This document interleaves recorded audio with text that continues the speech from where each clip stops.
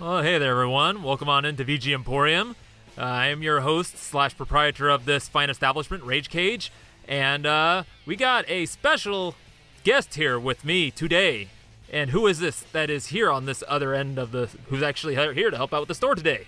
Well, hi, my name is Pernell. I'm co-host of Rhythm Pixels, and I heard through the grapevine that there was an opening for employment over at the VG Emporium, and I gotta tell you, student loans are kicking my ass, so I can use the cut. So here I am, dropping some beats, trying to earn something extra check. Let's see how I do. Oh, yes. All right. I will try to pay you well. I can't guarantee. You might be able to help you out with your loan. Can't Possibly. guarantee. In about 20 years, 30 years, I don't know. Come on, man. You know, long-term goals. I got 15 kids. I got to feed them. I thought you said you had 17. Yeah. you know, numbers, they get mixed up sometimes. Stop wiggling your little arms on your chest there. I see you doing it. But anyway, we are at the suggestion of Pernell. He actually recommended this on, I think it was like a one of your live shows of Rhythm Pixels like a few months ago, Bargain Bin Games. Yes. Now, it's an interesting dynamic here because I feel like at least for a couple of tracks I picked, you might hear the selection and then go, well, wait a minute, it doesn't make sense. If you go on eBay right now, the game sells for X. Well, here's the thing. Out of character for a second, VGM Emporium is a proprietor of excellent VGM beats and cuts. We're going to play this up as if we're selling it at the time the game released and was trying to get actual sales on the first-hand market. So if you are listening to the intro track that we just played, that was from the game GITAROO. That is a fine example of this. It was released on the PS2 back in like 2002 in the States. I want to say 2001 in Japan. I actually played it on the PSP when it came out in like 2006 on that. Oh, so you played GITAROO Man Lives. Yes, that is a versus mode. And sadly, in both cases, the game sold very, very poorly. Like, it did terribly. But current day, it's like a cult classic, and people remember it as being this spectacular rhythm game that followed pretty much Parappa the Rapper here, because we weren't getting like all the Guitar Freaks and, you know, Guitar Heroes and all that stuff yet. So it was essentially, wow, this is what a guitar game could be like. And the OST, the story, everything was just mwah. And unfortunately, I remember having a lot of fun with this one. Like, you know, even though it was on like that little tiny screen, it was actually like perfect. Yes. Kind of, you know that. Yeah, for me I totally missed this out. You know, because like I came to the PS2 late, so you know I had already missed out on it. And by that time, I think the PS2 version was already getting up there by that point. Yeah. So I don't know. It's kind of. But I'm trying to get my list up here. So, like, real quick though, before we go into the actual tracks proper, so how do you feel in regards to the tracks you picked? Do you feel as though you had a similar dynamic, or did you go more with like? Here you are, you doing the hosting here. Oh, come on, this is chat. Yeah, because I am really bad at it, but no, for me it was more picks because like you know I came to a lot of consoles late in their life. So, like, you know, when everybody was playing, like, Super Nintendo, I got the NES. Like, when everybody had the NES, I had a Sega Master System. Mm-hmm. When PlayStation, N64, I got the Super Nintendo, Sega. So, you get the idea. So, when I got these games, I was getting them in the, like, later in the console's life, even, like, maybe even after they were done. So, like, you know, so they were bargain bin games because, like, nobody really bought them. There was, like, a lot of them. And, I probably only got them for maybe, like, all of them under $10. Basically. I kind of like the sound of that because what that means is that this show is going to come from two very different perspectives. You have my perspective, which is when the game released, how well did it sell? And then from your perspective, it's when you bought it, was it already in the get-rich-quick scheme era of things, or did it remain cheap? Yeah. I'm ready. So for me, it was cheap. It was cheap, and they turned out to be really good games. Win-win. So I got all the information here about this. So as Pernell said, what we came in on with was GITAROO Man, and the song was Overpass. And the music and arrangement was done by Tomohiro Harada, but the drum performances were done by Yusuke Nishikawa, and the guitar and bass was done by Yoshifumi Yamaguchi. So this is a 3-man team here. Whew. And I gotta tell you, man, they put out some good work. You know the saddest thing about this track, though? The saddest part. You noticed when we played in, the track cut, and it just stops, right? So that's intentional, because in the game, this track plays at a point where you're in the middle of a music battle where you, the main character, are unwilling to actually battle. So you're pretty much getting stomped. And at that cutoff, that's the point where you pretty much just like, I can't do this anymore. I'm done. And it just shuts down. But a lot of the fans have been clamoring, like, man, where's the rest of Overpass? This is such a good song. We want more of it. And it doesn't exist. Yeah, like, does Tomohiro have like a version of this somewhere? And then like, who made this game? Do you know who made this game? The sad part is I don't know off the top of my head, but I can walk over to the shelf and find out. I almost want to say it was Koei. Absolutely. Oh, absolutely. Yeah, for some reason, Koei does sound right for some weird reason, but whoever made it or whoever has like the original audio files from Tomohiro, like, I don't see why they don't put out the full version of this thing, unless maybe it is out there. We just don't know, because we silly Yanks, we didn't get it here from the over the Pacific. Mm-hmm. Let's see. Might be. I was right. Bam! It was Koei. Koei did it. Damn. Koei before the Tecmo acquisition. That's right. It's funny though, because it's like Koei. It mentions THQ, and then of course eventually Koei Tecmo, because that was when the blend occurred later. But yeah. So there it is, and it just seemed right for it to be them too, right? Yeah. I don't know why. It's just one of those weirdo games, and Koei, which is usually known for their the Warriors games and a lot of the Nobunaga Ambitions and the Uncharted. Or not Uncharted Waters on the Sega Genesis. That was a very different world. Yeah, all like those historical strategy-based games and stuff, and then all of a sudden, GITAROO Man. So yeah, me thinking Nathan Drake, the speared sea pilot. Yar. And his first mate, Sully. Hi, I'm Sully. I'm okay. Well done. But yeah, I strive to do my best. Character acting. So, you ready for our next track here? Let's get going. Let's get to it. I'm ready to make some sales. Alrighty. So, let me see. The next track I got here for you. Which one to go with? Well, I'll go in order of games that I got them. So, we're going to play Belzeds Haunted Tower from Kickmaster. And this is composed by either or Yusuke Takahama or Nobuyuki Shioda.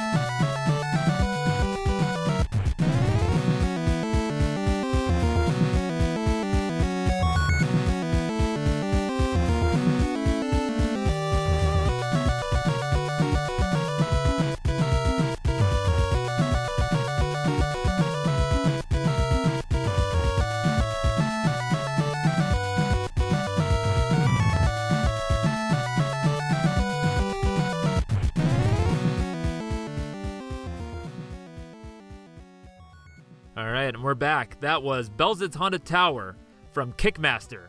And this was composed by either Yusuke Takahama or Nobuyuki Shioda.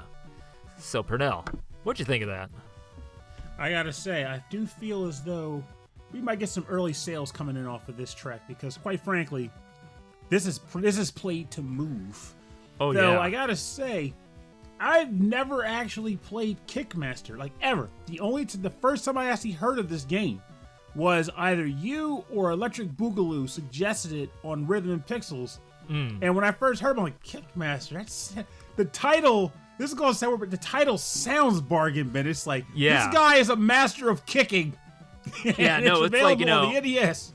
Yeah, no, I remember let's see, I think this was maybe about like 98, 99. So, late, like just before the Y2K panic, during the Y2K panic. But I was like, let's see, Kmart in Auburn, they had a shelf where they had all their like, discount games and stuff, and they were older.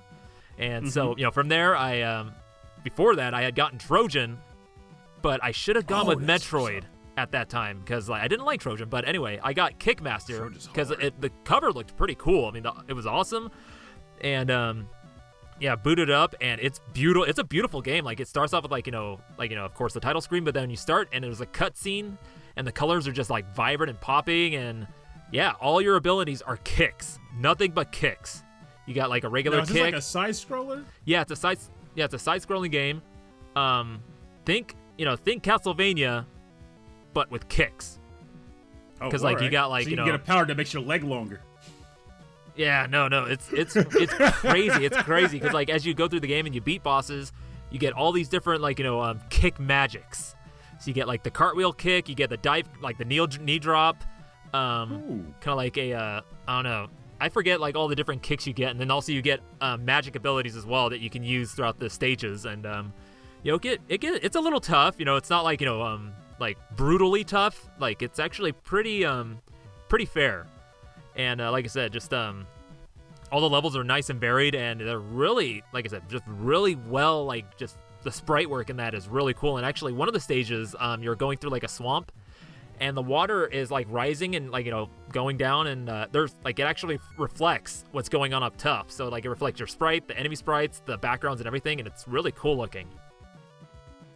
Okay, I like the sound of that, actually. So visually, it's very appealing. Yeah, and then, you're saying that the kick abilities are pretty solid, too. Now, is it like Mega Man-esque in this is where you can choose your level and take out who you want, or is it stage by stage, and just when you beat the stage, you get a new kick? Yeah, it's stage by stage. You get a new kick, like you get a kick scroll, and you learn the new ability. I think you can find some like throughout the stage, and then, and as you attack enemies, you get... Like, they drop 3 things. Like, you get either a magic or, like, MP restore, a health restore, or, like, these items that go towards, like, buying new magics when you get into, like, I think a shop. I can't remember if it's in the stage or after the stages. So it's, like, kind of... Yeah, so it's, like, you got to figure out what you want to go for after you kill an enemy. Yes. And so in regards to that, I think it's safe to say that the Kickmaster Suite is going to make some sales today. Right? Oh, yeah. No, I mean, like I said, this track is just one in many of amazing bangers throughout this entire soundtrack. I mean, it's all. Now, just to oh, was it? What you got? No, I was about to say just to confirm though. Are we working on commission here? Commission? What are you? What is this? We're working on commission. You want to work on commission? What do you think I am? Do I look like I am? Do I look like I'm made of some kind of monies to you? I convey in the obscure and the out of the ordinary. Rings. I don't get as much business as you would expect. Oh no, man! You like you could be worth a few zenny, a couple rings. So I'm working in LB dollars right now. Okay, I'm I'm on that Santa Destroy currency right now. Okay. Oh, okay. Come at me. Don't come at me with your pizza butts or your, I want suplex burger, okay? Yes, sir. I am making no sense whatsoever right now. No. God, I've been playing. I'm in deep on No More Heroes right now.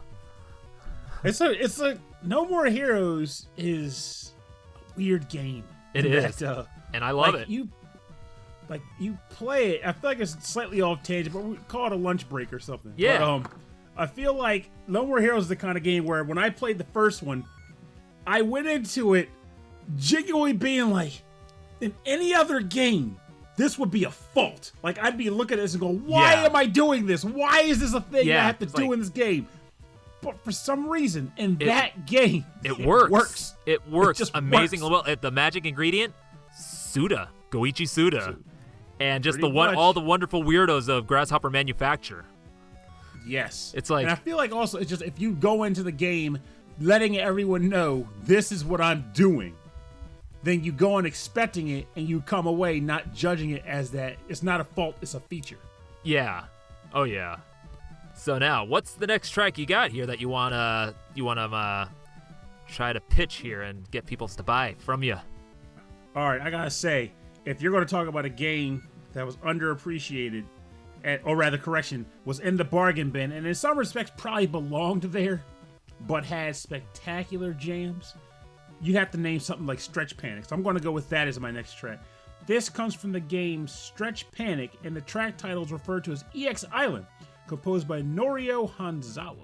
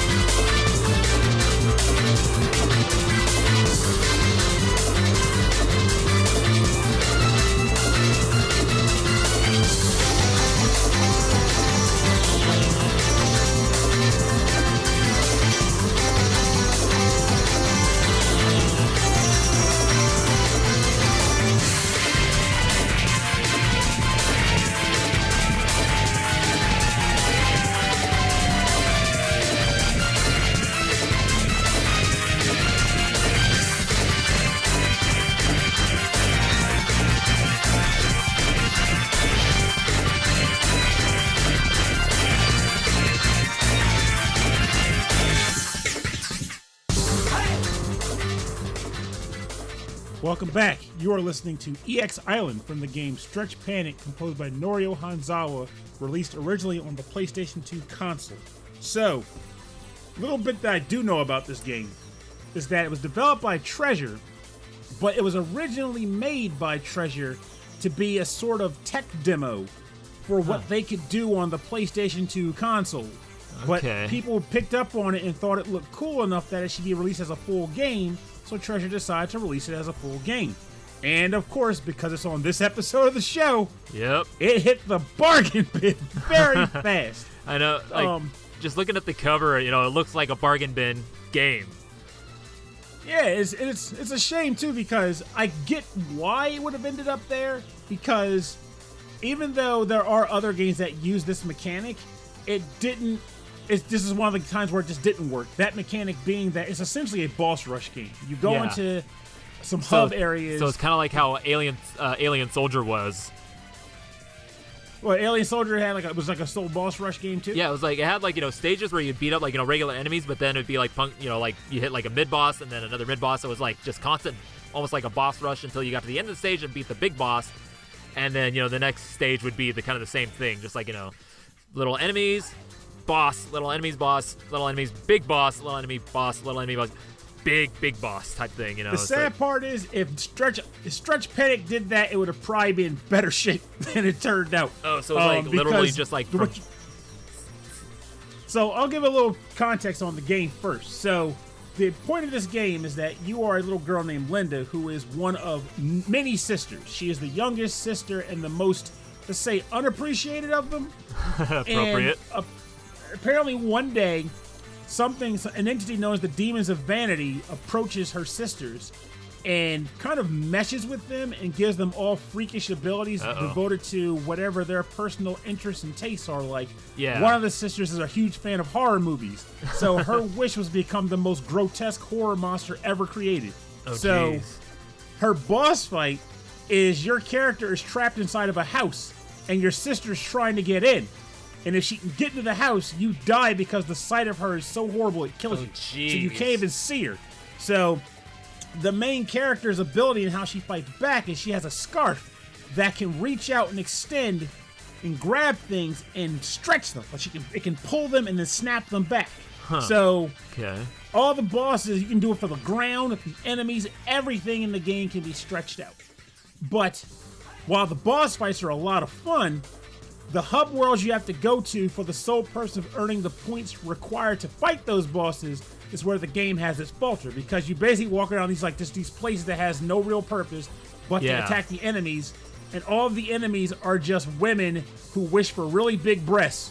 So their breasts are bigger than their bodies, and it's just like blind walking. It's just kind of pointless. You're just like poke, poke, poke, poke. I got enough points. How to go fight the cool things in the game. Oh, jeez. Okay, so it's not like...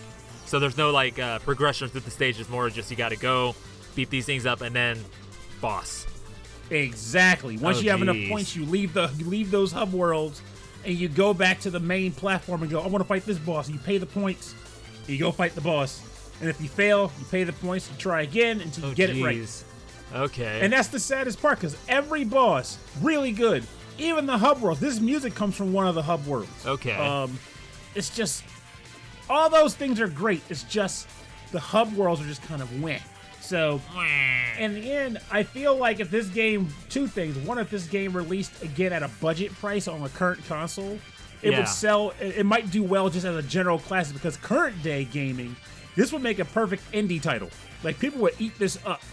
You can see that. But back then there was no quote-unquote indie titles. It was just, you're out, how do you measure up to the other titles? And this one didn't. The other thing I would like to see is for this game to get a straight-up re-release. Treasure isn't quite what it was back in the day. Yeah, no. I'm not even sure if they exist anymore. They might just be kind of like a mishmash now, but... I don't know. I need to... I've been thinking of doing like a Treasure episode, and that would be a good chance to kind of like look into that and see like what they're doing now, or who's still working with them, or what they're doing now. Gold. But like, this game getting remade, and imagine this game with proper graphics, with an expanded hub stages. Hell, not even hubs. Make them actual stages with bosses at the end. It would be great. In the current tech, they could go do wonders with this concept. And I would be all over it. But unfortunately, today, it's a bargain bin title. It's a bargain bin title. But if you can't, if the way it's gotta be. The way it's gotta be. Though, what is it at right now? Like, if we were to look it up online right now, how much are they selling it for? I haven't checked, but I gotta say, I would not be shocked if it still sells for peanuts. Let me double. Now I want to check. So, sing a ditty real quick while I doodle this on Google. Pernell is checking on the current pricing of Stretch Panic. Oh, there he is. What do you got? What do you got for Gus? So we're looking at people trying to sell disc only for like $28, $26, $14.99. So people were selling it for about what they tried to pay for it back when it came out. Okay. But it didn't get super inflated pricing. Now let me see if I can spot some sold items. Good. That's the real good. Here we go. The collectors of Wada. What's that? $35, $40, 30. Yeah, so the game is selling for about what it released at back when it came out, which is actually kind of cool. I'm glad to see that. Yeah. Yeah, so Wada and the collectors haven't really gotten their hands on that quite yet. Yeah. They haven't realized the hidden treasure that is just underneath their feet. It's at the perfect level right now. It's cult enough that it sells for a respectable price, but it's not hyped up enough that you're paying like $100 for it. Yeah, this is good. So if I sold my copy today, I could actually get a return on it, which is fine by me. Nice. I'm not gonna sell it. I'm selling the music. You're selling the music. So how much would you sell this music for? What would the price tag on this thing be? If you were to just slap it on the shelf. I'm working for you, man. As far as I'm concerned, it's all about what the customer's willing to pay. I'm just looking to move some product. I don't know how much things cost here. I just get stuff and I just throw it on the shelf, man. Have you been to an emporium? Have you ever been to an emporium? Stuff Everything is just must thrown go. all over the place. Everything's priced. Doesn't make sense. It's priced to move. But if this shop was run by my boss at the Candy Strike Emporium, that would be a totally different story. He'll try to like.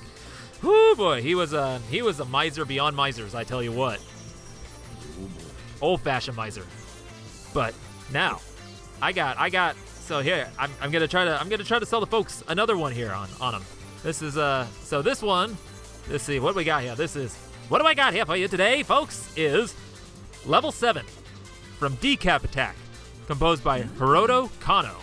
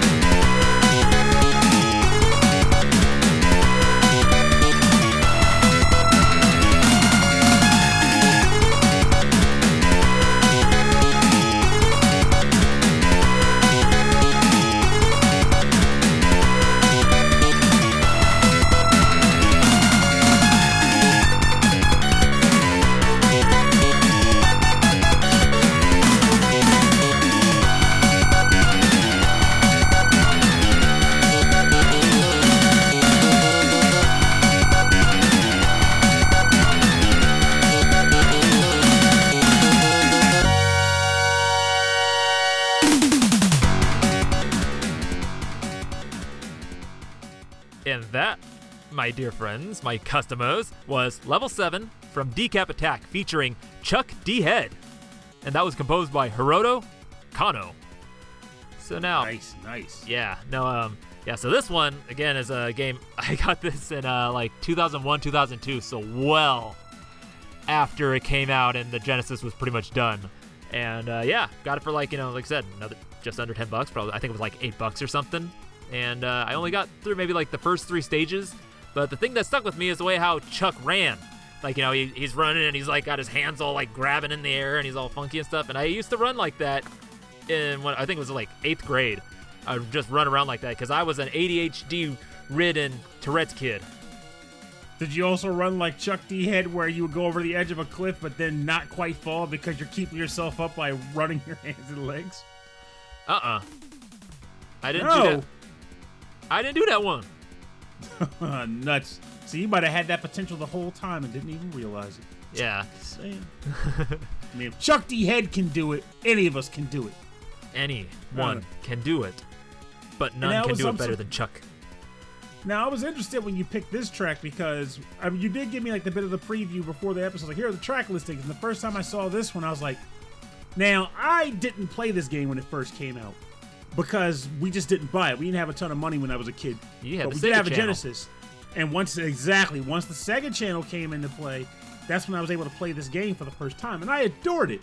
But I also feel like from magazine coverage and also the general popularity of the game at the time when people talked about it, I assume the game sold at least decently well.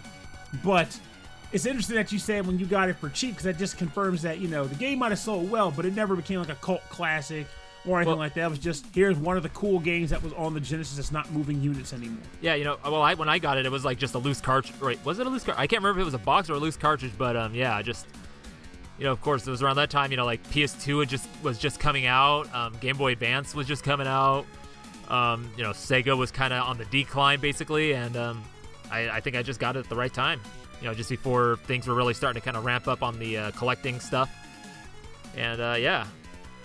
And the funny thing about this game, too, is that this game, to me, is a good example of, like, Sega's weirdness. Like, when when they want to make a weird game, they can, because...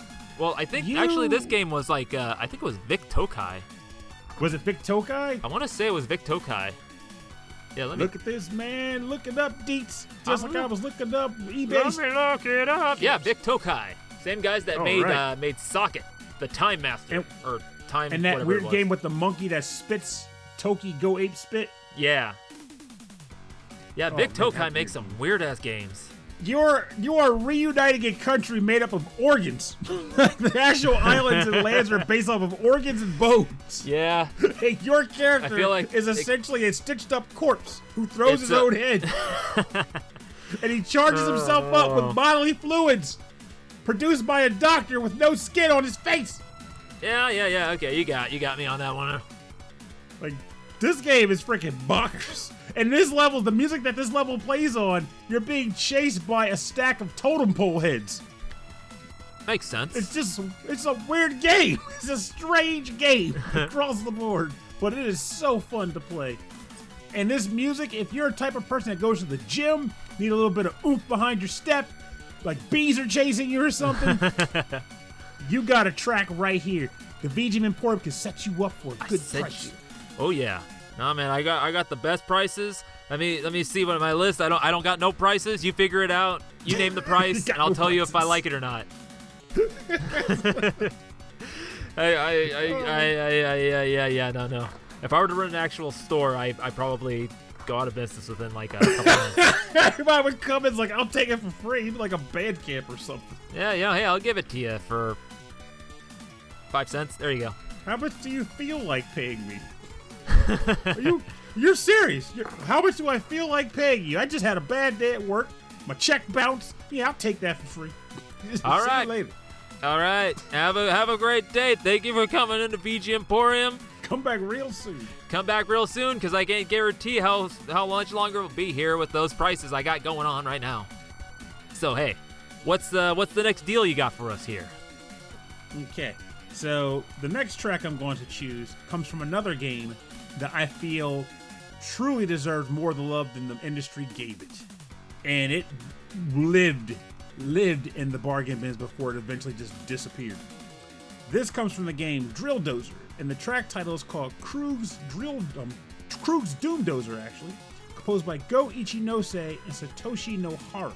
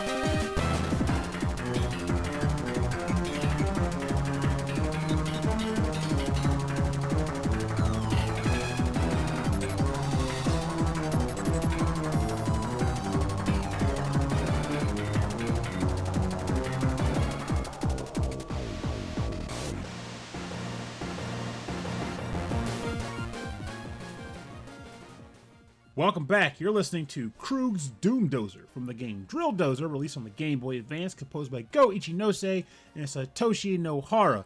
A perfect follow-up to the last track that also should be played when you're being chased by wild boars. Wild boars?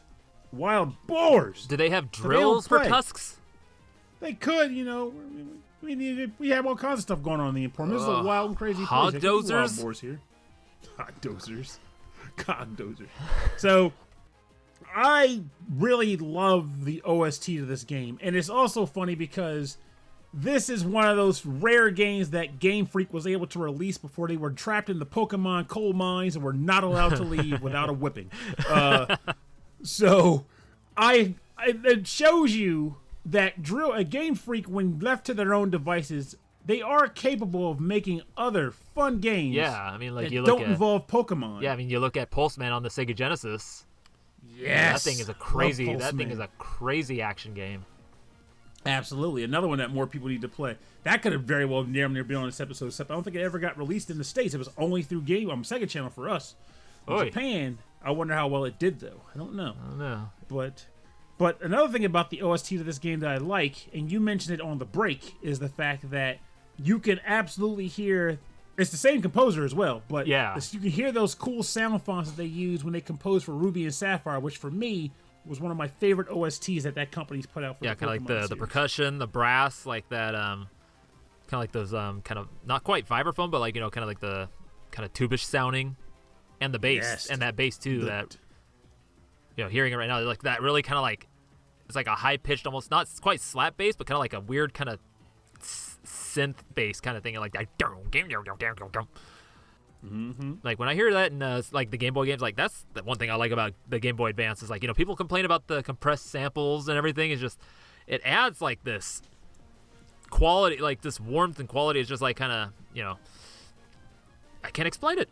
It's just it sounds really good, and when it feels like home. Yeah, and when people are I know people are uncompressing them and actually releasing like the higher quality sounds. It's not as good though. Yeah, no, it doesn't have that charm because it's like it's too sterile. Like you hear it and it's just like just the straight sounds without any post processing or anything. It just sounds a little cheap. But then you put it through that direct sound and get that compression in there. Oh boy, you got yourself a party. You got yourself You got yourself a happy Rage Cage and Pernell. You got yourself a Dozer. Oh, but yeah, for those who are like, what the heck is Drilldozer though? You play as a little girl named Jill who is a member of a family of thieves, and she wants to kind of make her mark as a contributor to the thieving family. So she starts going on bank or various heists, because they don't just rob banks; they rob all kinds of places in this game.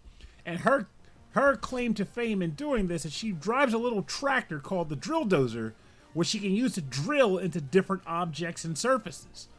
And it has a rumble pack inside the cart, so you can feel the cart shake whenever the drill is running. And it's had a very intuitive concept because the left trigger spins the drill counterclockwise, and the right trigger spins the drill clockwise. Okay. And puzzles are meant to reflect different ways to spin the drill to actually activate and deactivate certain stuff, or to propel yourself or pull yourself back from certain locations. It is a blast to play, and it holds up. It holds up, and honestly, I'm hoping and crossing my fingers. I'm crossing a bunch of fingers. You guys can't see this. Hold on, wait. I think hold on. I need to look at you. That's a lot of fingers. That's a lot of fingers. That's a lot of fingers. Thumbs too, if you want to get them in there. Oh, jeezy, jeezy. Those are some long fingers. We recently got a cool announcement that Nintendo added Game Boy Advance games to their Nintendo Switch expansion pack bit. And now, while I know a lot of people are listening and going, but duh, you can just emulate those. Yes, this is true, but not everybody emulates. And to be able to say, hey, you can play Drilldozer on your Nintendo Switch. Yeah. Any old layman can do this.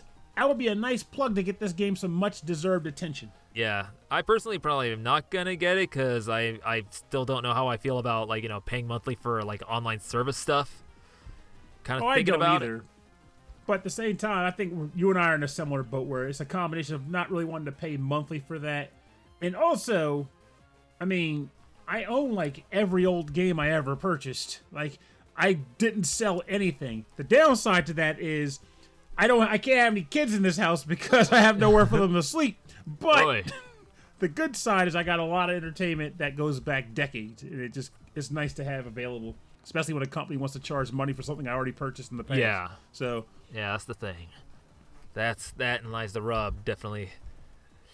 Definitely not. That's another thing on like the online pricing thing is like some of these games, like, you know, Breath of the Wild has been out like what 7 years now, and they're still at the like price that they released at.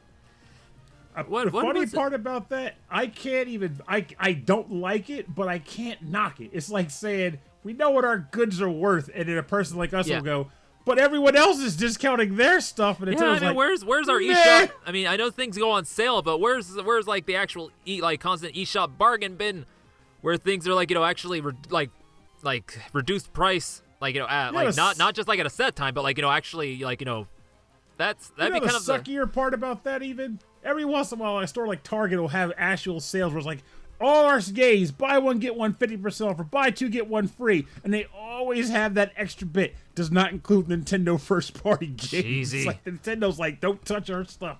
It's discounts, no discounts, unless we tell you to. But you can't have this. Oh no. But one benefit to that, at least, is that if you're the type of person that's like, I don't know if I should be buying this game on release, maybe I'll wait till it's a little cheaper. At least you know with most of their first-party games, you may as well just get it now because it's not going down. So why wait for something that's not going to happen? Just grab it. Yeah.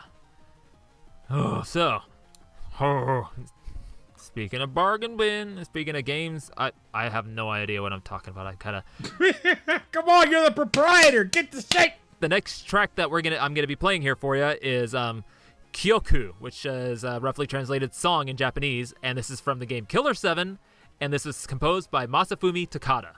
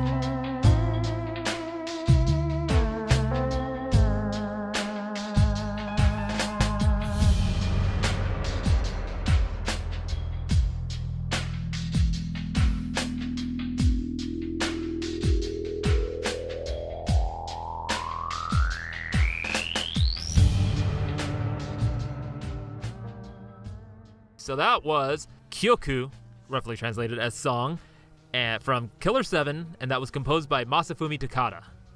Kyoku! Kyoku! That was much quicker. Yeah. My version. So if I'm not mistaken, you are a major proponent of the game Killer 7. I am. This game, I can't explain it. I keep coming back to this because, I submitted the track to you guys. Like, it was one of my first submissions, I think, to you for, like, the Halloween episode that you had once. I can't remember if it was, like, year before or something, but, and then, I've played it a couple times on my show. And, I keep coming back to this soundtrack, and I keep coming back to this game for some reason because it stuck with me. It was, like, like I said, when I got this, I was in, like, junior college. This is maybe about, like, 2000. Let's see, I graduated 2006. So this is about maybe 2007, 2008. And one of my buddies was working at a GameStop. And I just happened to stop in there and asked him, hey, what's a really cool PS2 game that you have here that's really cheap? And he just, like, took me right over to it. It was, like, $5.99.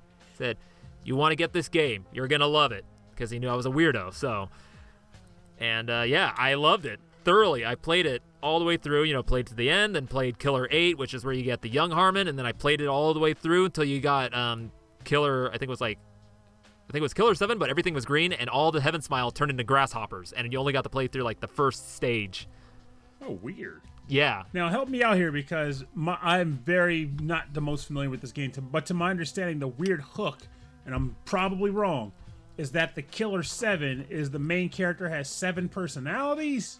So what it is there's this character, Harmon Smith. So they're called the Smith Syndicate, and they are an assassination association. But they're actually all, like, different personalities within this one guy, Harmon Smith.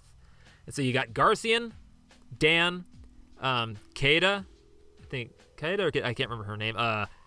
Got Khan, Mask D. Smith, and I can't remember the name of the mute guy for some reason. Oh yeah, and there's Coyote. So Mask D. Smith would be great friends with Chuck D. Head. Oh yeah. Probably. I mean, they probably butt heads all the time. That's what he does. That's one of the things that Mask D. Smith does. He, like, smashes walls with his head. Really? When needed, yeah. Sounds like a concussion waiting to happen. But then he's killer. No, he's a luchador. He's a mighty. That's the thing. Of course, it's a Suda 51 game. It's got to have some luchador stuff in there. But yeah, no, this game. I'm also going to guess there's some supernatural elements where, like, when they do these things, like, while he's in when he's in that personality, he can do supernatural things. Well, no, it's so like each personality has, like, certain abilities, and they always have, like, different guns. So, like, for example, Dan's got, like, his revolver, and that's, like, your standard, like, super powerful thing. Garcia, and there's Garcian, who's, like, the cleaner. He's called the cleaner. He's, like, the main personality that presents in the world. And you don't really play as Garcian unless you go to collect one of the other personalities that died, and you pick up their bloody bag, put it in your case, and then you resuscitate it. Wait. Okay. This needs some explanation. Okay, so yeah. Absolutely. So your personality can die, but so the body is alive. Yeah, so, like, when you get hit enough times, because the Heaven Smile, they'll come at you, and when they grab you, they explode. And so, like, when you run out of health, your character, basically dies and becomes a little paper bag, bloody paper bag full of whatever. And so you as Garcian, like, you can either keep playing as another personality, or you can play as Garcian and go collect that character in a bag. But here's the thing, like, Garcian's gun isn't all that powerful, so you got to be able to hit, like, all the critical points, or else, like, you're screwed. And then once you collect the bloody bag, he gets it in his case, and then you go immediately to the TV room where you can, like, kind of rest and save and stuff, and you have to resuscitate it by pressing the button repeatedly. Everything you described makes total sense in a game perspective, but I'm still, maybe it's the way the game presents it when it's being animated, but all I know is the guy is one guy with multiple personalities. Yeah. But the personality dies and becomes a bloody bag. Yeah. And yet, you still, as the person, can go back and pick up that bloody bag. Yeah. That should be you. Yeah. I need to look this up later because I gotta figure out how they explain that. Yeah. even for that company, they gotta have something. Yeah. It's like, I got nothing. You got to do it. No. This game does not make any sense whatsoever, and it revels in it. It revels in the fact that it doesn't make sense. And I've played through it multiple times, and I've kind of picked up like little bits of the story here and there. There's a big twist at the end that it's kind of makes sense at the end, but still there's just like all these weird things that you just kind of catch each time you play. And so you just kind of, it's like kind of game where you just kind of go, and like we were talking about earlier with No More Heroes, you just kind of accept the world as it is. Yeah. So like the experience gameplay it as it is. Yeah, the gameplay. Though a lot of people maybe definitely complain about the gameplay because it's it's a third person, because it looks like it'd be a first person shooter or third person, but it becomes a first person shooter, but it's like a still screen thing. And then when you move around your areas, like it's kind of like on rails, and then you get like the choice to go down a path here or something, and then you interact with things. You get items that you can use here and there. You get like all the different spirits of people that the Smith Syndicate has killed in the past that kind of give you tips and stuff to find stuff. And one of them being this weird gimp guy. I can't remember his name, but he drops down. He's in a gimp suit, all tied up with his mouth, and he just talks in gibberish. They all talk in gibberish. That's old Gimpy. Give us the spiel again. But this is definitely a bargain. It was a bargain bin game. Probably right after it came out. It came out first on the GameCube, and then got released on the PS2 after that whole Capcom 5 thing fell apart. Wait, and Capcom 5? Yeah, like when Capcom, said, we're going to release these 5 cool games on the GameCube. And so that was part of That's Beautiful Joe, PO3. Killer 7. Yeah, PO3. I remember that now. And then it just fell apart, and then they re-released it on the PS2. Which is a shame, though, because I don't think any of those games did well, but all of them were like cool in their own way. Yeah, They definitely served their purpose. Just they deserve to sell better. But as I've talked about with a lot of people, and I think you could kind of agree with me on this, from like, even if you weren't keeping up with like modern consoles, I think you still are familiar with like general banter between gamers. Oh yeah. People like to talk about Nintendo consoles in the sense of saying they have no games, and you only buy them for Nintendo releases. Yeah, that's the essentials right there. Yeah. But the thing about it's like, it's never true, except for, especially with, well, let me rephrase that. I guess the Wii U could have had that problem here and there, but for the most part, it's not true. And it's never any more true in situations like this, where it's like, here's Capcom, like, here's a bunch of really cool, weird games. Yeah, I think nobody bought them because they weren't Mario Joe. Yeah, I think most of that discourse probably comes from like guys that are like quote unquote hardcore gamers that play only on adult systems like Xbox or PlayStation, where you can play real looking games that are gritty and dark and a lot of shooting and stuff, and then Nintendo's like kiddie stuff, and like nothing releases on Nintendo because it's underpowered. Which makes me wonder, maybe so, but at the same time, well, that's what they. I mean, that would have their mentality. Oh no, I get what you're saying. I'm just thinking like, if that's assuming those people didn't buy Nintendo systems at all, which resulted in them not having that assumption and not supporting these games, but people who had the systems also didn't support these cool games despite them being right there. And Beautiful Joe was, mwah, oh yeah, so good. That was a fun time. I am taking this show on so many tangents. It's ridiculous. Oh, that was the idea. That's what I planned for. I was ready. I was ready for some good old fashioned Pernell. What's the word I'm looking for? Tangents. In that case, then let me talk about that meal I just made earlier today before I got on the show. Man, I made this really good pizza. Well, you see, Pernell, you take the cannoli. I don't know. I was gonna say. I have no cannolis. I only had pizza, man. Okay, pizza no cannolis. Pizza. Cannolis. Oh, cannoli crust pizza. That would be a weird vibe. Because cannoli crust is like that flaky poppy crust, right? Yeah. Oh my god, I can't imagine eating a piece like that. It'd be falling apart every day. Where marinara, I'm dripping. Like, what am I even doing with my life eating this goddamn cannoli? I don't even know what I'm doing. Oh, well, I imagine this is something that you could probably get in the place that your last track happens to be featured in, I imagine. Actually, you do make a good point there. It probably would be sold here. So, for those who are in the know, let's bring you into the know right now. This comes from the game Revelations Persona, released on the PlayStation 1. And the track title is called Dark Shopping District, composed by Shoji Meguro.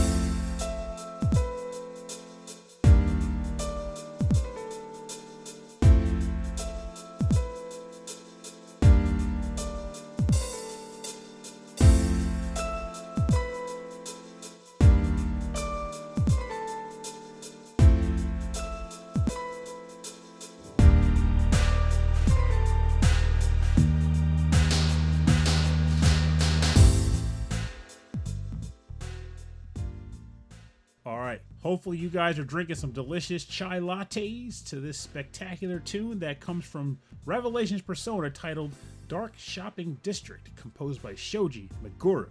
Now, I got this giant soft pretzel with the cheese sauce. And I'm eating it by the fountain, which I want to say, I want to say it may or may not be blood. I can't say. It's strawberry jam. Yes, very, very viscous strawberry jam. Strawberry smells like jam. A lot of iron in that. Strong bows and beautiful skin. Oh, that's calcium. But so this game and this track, I feel like is probably one of my favorite ones to bring up on an episode about bargain bin games, because Persona 1 came out in the States at the tail end of 1996. It released at Walden Software Electronics Boutique in a box cover that was uninteresting. And the back of the box was very dark and drab and did a very poor job of selling this game. I read the description of the game, and after being previously enamored with Earthbound, I was seeking another modern JRPG game. Okay. So the fact they were saying kids in high school battling demons with demons of their own rung true to me as a game I would like, but I couldn't commit to making the purchase. So I would go into the store on my lunch breaks on a regular basis, pick up this case, look at it, go, this game looks, I don't know what the heck I'm getting here. I can't buy this game. So what ultimately got me to buy it, which keep in mind, up to this point, no one purchased it. The game just didn't move, it didn't move at all. It just sat there. Wow. I was friends with the staff, and I convinced them to let me put the game in their demo PlayStation system and play it in the store. Nice. So I sat there and played this game up through the hospital dungeon. I was late getting back to work and everything. And I immediately bought the copy after he took it out of the system. I was like, yeah, I'm buying this. I like this game. I want to take it home. You could blame being late by saying that you slipped on a piece of Sbarro pizza. That is true. Makes sense. That is true. Those things are greasy as greasy good, baby. I know, it's the reason they're so good. I don't know why they're bad. They're horrible, but it's good. Here's the funny thing about this game now, though, right? So, as you know, Persona 1, like I mentioned, sold very poorly. Yes. Eventually, Persona 2 Eternal Punishment, i.e. the second of Duology, came out in the States. But we didn't get the first one. And the second game, and that game sold poorly too. Persona did terribly in America until Persona 3 came out, and suddenly the franchise exploded in popularity. Now, they re-released Persona 1 and 2 on the PSP later on, and they did okay, but nothing spectacular. Yeah, those are one of the ones I'm surprised I missed, because I was really hungry for a good RPG on my PSP, because probably around that point, all I really had were kind of action games or puzzle games, but I didn't really have a RPG, and didn't really. I think I got Legend of Heroes that re-release, the what is it, Tears of Vermilion? Tears of Vermilion, and I bounced off of that because it wasn't what I was wanting. I was expecting. Same here. My first experience with the Falcom game, not a good experience, but agreed. Good call. I played, good call. But I'm sad that I did not see these games, those re-releases of this series, because I hear you talking about it all the time. I know, Professor Tom at Shujin Academy is all about Persona. If he weren't, I'd be very shocked with the name of this show. Yeah, so it's just, I haven't really heard about, until, hearing you guys talk about it. And, I may have heard of, some of the music on SoundCloud, remixes and stuff, but I wasn't all that aware of it. I see things in the periphery, but then all of a sudden, here it is, just full force. You and a few other people just talking about it. I was like, okay, this is it.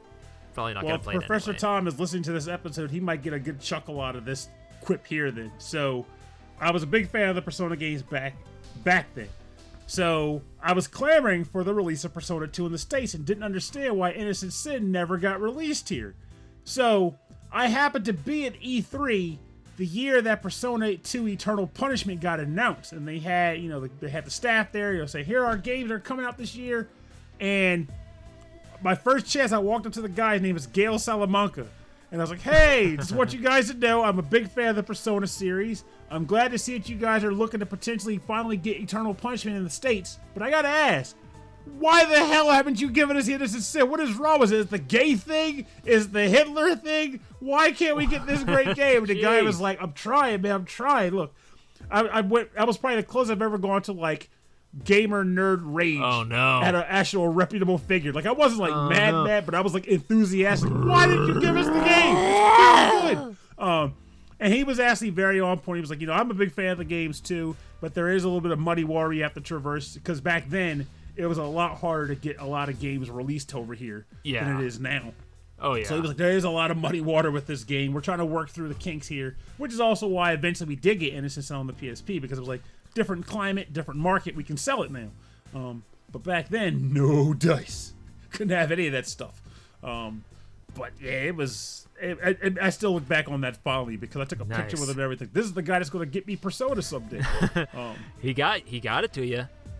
Oh, we got it now. I feel like it could be that you were the catalyst. but for the sake of stupid humor, you bet your ass I was the person. Yeah. I'm the reason we got Persona games now. Yeah, boy. But yeah, no, I definitely got to dig more into the Persona for the shop themes because I know, Professor Tom suggested a couple for like the special orders. Then you bring this on, and like I need to, and I know somebody shared the pharmacy theme on the Discord, the VG Emporium Discord. Come on and check it out if you like. You could seriously do an entire episode or two of just Persona shop themes because in Persona 2, they have multiple stores. Actually, Persona 1 also. I know, I was seeing that. Like, it took me a while to find it because on the site where I was looking for it, it was under a different name. But there was like a few other, and I listened to them and was like, why haven't I done this earlier? Like, definitely bring Peace Diner onto your show. There's your special order for me right there. What is it? Write that down. Peace Diner. I don't got a piece of paper or a pen. Dun, dun, dun. I can scratch it on my table.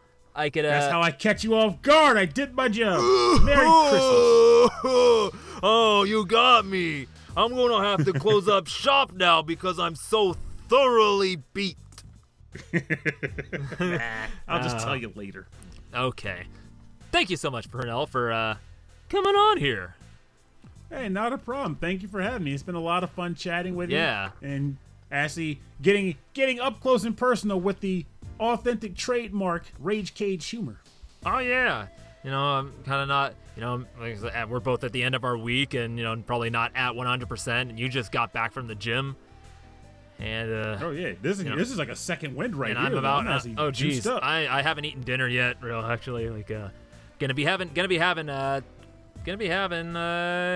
tortellini with cream sauce. It's gonna be good. So you were so close to calzone. You could have been like, there you go, the joke from earlier. Cannoli, calzone. I'm gonna have a cannoli calzone covered in creamy marinara. It's gonna be so good. I recommend it. You're gonna love it. You're gonna love how you look. I guarantee you. So, Pernell, who are you? Where can people find you? Well, tell them. I'm Pernell and I'm right here. Jeez, come see on, you, man. We've been recording for an hour and a half. But people can't see you. Tell them where they can find you. Oh, touche. But if you guys want to find me, not on this show, you can find me on Rhythm and Pixels, another show that I co-host at www.rhythmandpixels.com. Or if you want to just find us on like Spotify or Stitcher or Apple Podcasts or wherever place music exists, we're probably there in some capacity. And if you want to come to our Discord and hang out, we have a Discord chat that's also existent. You can get there from the website I mentioned earlier. But other than that, you can just kind of find me doing like game reviews for Hey Poor Player. That's www.heypoorplayer.com. Or for the SML podcast, which is like on the like freaking Twitter, and it's like YouTube-y and whatnot. Just a place where you can hear me just ramble and be stupid. Oh man, yeah, I know. I lost my train of thought. I was gonna say something and then I lost it. Bargain bins. Bargain bins. What are bargain bins? Is this a bargain bin? Are you a bargain bin? Hey, you right there. What are you doing in that bin? Are you trying to bargain? What do you want for that? One thing do you see yourself doing a future Bargain Bins episode, like a sequel? Yeah, actually kind of like, because we had talked about this the weekend prior, we got together and actually chatted on over screen, and you talked about the other possibility of bargain bin, which is like games literally that were just bargain bins, like, just cheap schlock that was just pushed out and immediately went into the bin. And, not great at all, but some of them have some really good music. So that's another one to kind of dig into, and that sounds like a solo episode because that requires a lot of digging. Yes, it does. So I gotta prep that one, but I will prep that one, and you'll be the first one to know. I'm interested, yeah. So I had my full shift. How do you think I did? Did I do a good job? Do I earn my commission? Can I feed my 17 kids now? Did pretty good. Yeah, I'd say the cut that you got here, this cut, it'll probably feed maybe about 17 kids. That's what you really got. You'll get. I got 17. I got 18 kids, man. Look, I'm hungry. My 18 kids are hungry. Let's see. Your commission will be enough to get you like a sack of beans. All right. Hope it's some magic beans. Go beat up some giants for some sweet zenny. That's the plan. That's the idea. Plan them about because different giants, different areas have different giants in the sky. That's the plan. True. You see. Some people may say that I'm cheating you here by giving you only enough to buy that bag of beans. But the secret is you take those beans and you plant them everywhere. Different giants in different places, and each different giant has different good stuff. Yeah, you go to a different world, you got different giants. You go to that giant, you get the goods, you come back down, you're rich. You're a set fat man, and you'll be able to feed your family, no problem. That's right. I'm ready. To go on an adventure. Next episode, Pernell's Bargain Bin Giant Smashing Adventures. Again, thank you, Pernell, for coming on. This is a fun time, and kind of, it was a good first run for having a guest on and kind of figuring it out, and you being so just like chill about everything, and just like being just being you, just hanging out, being a buddy. That's right. Yeah, and kind of making me look forward to doing it more, because I do have others planned out here. This is gonna be a surprise. Right. Pernell knows who they are, but you, the audience, don't know. The people on the outside don't know, but you'll know when it does happen. Guys, he's got a full roster lined up. You got a good register coming through. And I got plans. I got big plans for the future. You watch. I don't know why that comes out. It's just, I love doing that. I love doing that voice. Hey, it works. It works. So, good night, my friend. Yeah, good night to you as well. And remember, don't feel bad about bargain bin shopping. Bargain bin shopping is the way to get some of the best deals on games you didn't know you were going to even love. Total packaging? Screw it. You're buying it for the experience, not for shelf candy. Mm-hmm. If you are, then I guess good for you there. But, that's not the point of the bargain binning. So. Delightful and ever insightful. Thank you, Pernell, for coming onto the show. It was a blast, doing this with you. If you're wondering why he's not reacting to what I'm saying, this is, that was right where we stopped recording. So, we got to talk about maybe 10, 15 minutes after that. And, just went our merry ways. And now here I am talking to you after it's all done. Mostly done. So I should be done with the editing by this time. So here I'm going to tell you about VG Emporium. You can find it on all your favorite podcatchers, such as Spotify, Apple, Google, Audible, Amazon, as well as on your social media, such as Twitter and Instagram. And check out the website, vgemporium.wordpress.com, where you can find all the episodes and show notes and links to all the various things, and the Discord. And then you can find me, your host and proprietor of this fine establishment, Rage Cage, at Instagram, Twitter, Facebook, as well as on SoundCloud, where I put all my original music. So now, at this point that I'm recording right now, I should have already recorded with another guest that I'm going to be having on. It'll be not this next week, but the following week. So this next week, I'm not quite sure what I'm going to do. Maybe a grab bag, maybe a variety pack. Who knows? I got fun things planned. I just don't know what they're going to be. So now here's the serious call out here. If you'd like to be a guest on VG Emporium, just reach out to me at vgemporium@gmail.com, or on the Discord, or on Twitter, wherever you find me. And we'll talk about it, figure out the topic, figure out the time to do it, because, I'm rare and ready to go. I'm all set up. As you could probably tell, we had a great time recording this, and it went a lot more smoother than I had expected. So, like I said, I'm pumped for this. So I'm going to be fading out, I'm going to play out the music here, But at the end, you catch a little bit of the B-roll. I got some good stuff for you. We got some, I got some good stuff from Pernell here, so you're gonna like it. Check it out.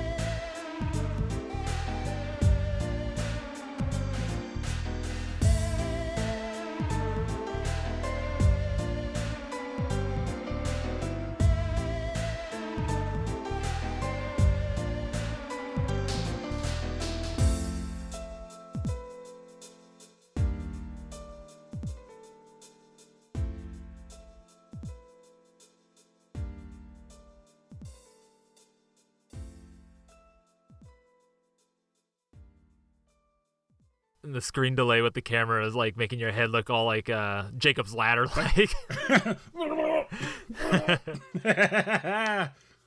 And I think for me it would still probably be Mega Man X1 through 3.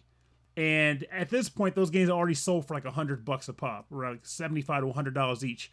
And I went to this guy's house and I looked into his box and I saw those 3 games. I was like, oh, he's like, I'll sell them for $10 each. And I was like, oh man, I totally want those. And he looks at me like, well, I got a live one here. And he goes, did I say $10? I meant $20 each. And I'm looking at him, I'm like, oh no. Oh, you got me there. I guess I have to fork over the money. Way to rip me off, though. Like, no, I still got a good deal. But he was like, yeah, $20. Yeah. Yeah, $20 in the corner pocket. Yeah, that's the weird thing. Is like all the other tracks, like I got either off YouTube or KH Insider, and they all work fine. It's just for some reason the goddamn character. Oh, on the file name? Yeah, it has. There it is. It has that the weird kanji. cube thing. Yeah, that's a kanji symbol. Yeah, that's what it is. Ableton doesn't like the kanji. That actually makes sense. Because it probably doesn't have it in its font files or anything. So let's see. That was it. Dukov, what are you doing? I told you not to do that no more. The Ableton doesn't like the kanji anymore. You keep putting the kanji in the name. Dukov, I told you not to do it, Dukov. Keep singing your song, Pernell. After these messages, we'll be right back.